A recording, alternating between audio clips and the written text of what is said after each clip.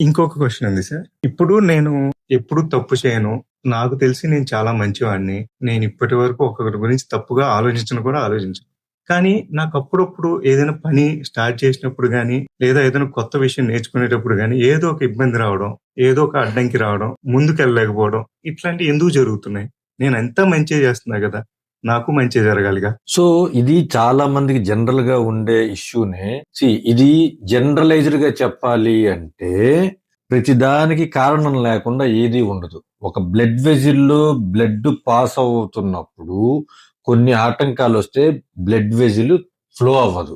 అలానే ఒక నది ఫ్లో అవ్వాలి అంటే ఆటంకాలు లేకుండా ఉండాలి.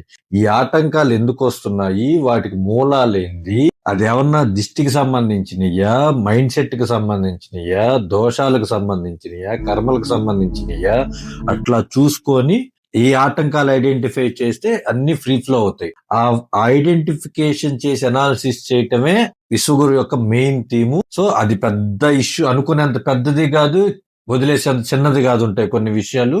ఒక్కసారి మీరు కాంటాక్ట్ అవ్వండి మమ్మల్ని, we will sort it out.